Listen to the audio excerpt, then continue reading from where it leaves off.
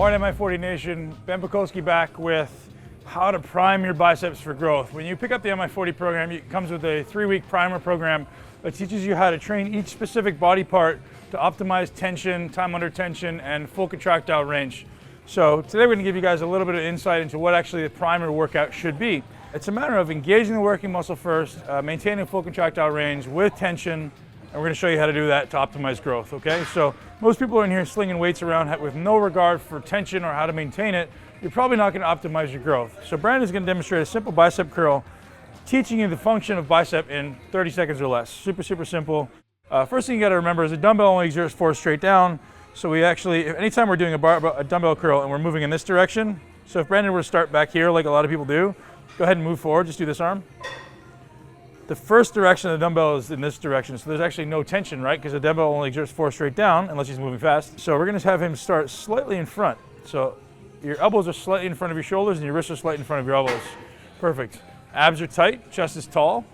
What I want you to do here, Brandon, before we even move on, I want you to think about squeezing your biceps.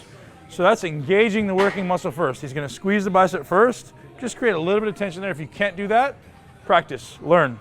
Go ahead, contract that, pull through without moving anything in the upper arm. And we're going to, at the top of the range, we're going to do what's called supination.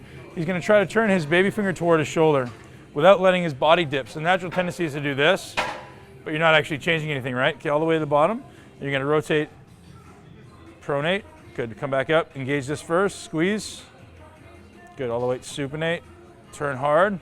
Good, that's kind of the missing link in what people do for biceps is they never really get that supination. You see a lot of people doing barbell curls with a easy curl bar, so it actually has them in a very neutral position, so very little stimulus for the bicep.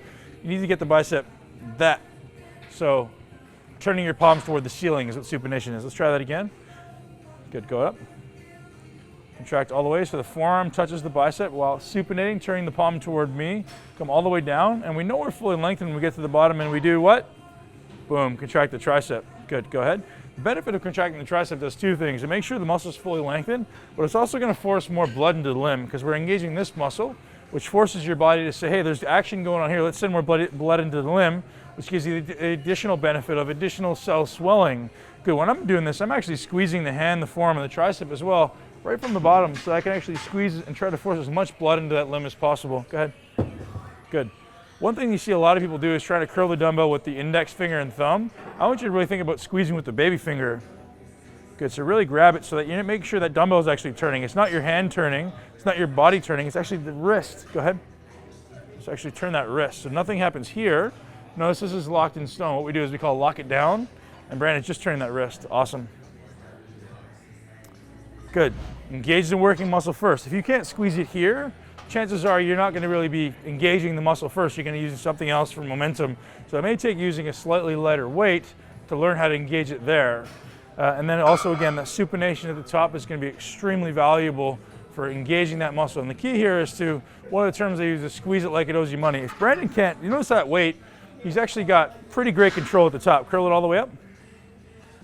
He's holding it right there, and he's not, and if he were to do this, you could hold it there all day, right? Because now the tension is not on his bicep. You see a lot of people doing that. So you want to keep it here, and you notice he's got awesome control.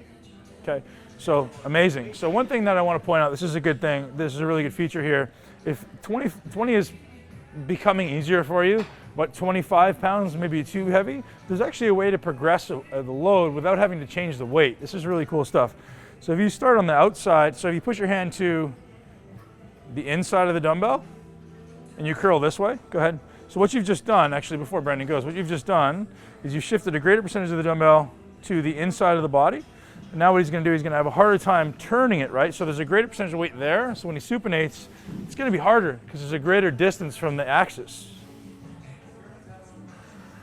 Good, and as he fatigues it there, so what he's doing is putting additional strain on the supinating muscles, which is the bicep.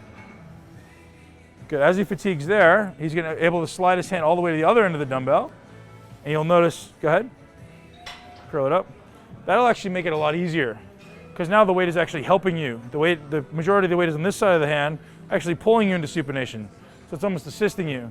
There's a great progression for you guys at home who maybe want to extend your set, want to extend your time under tension, which we know is one of the most highly correlated factors with growth, also one of the 6 essentials of exercise. So hope you guys got some great tips for biceps there. If you want to check out the primer workouts for chest and back, check out the YouTube page. They're uploaded there. And anything else, any other questions you have, hit me up on my Facebook page. Ben Pakulski out. So today we're going to do an optimal lunge for power, for hypertrophy, for making sure your glutes and your quads are developing equally.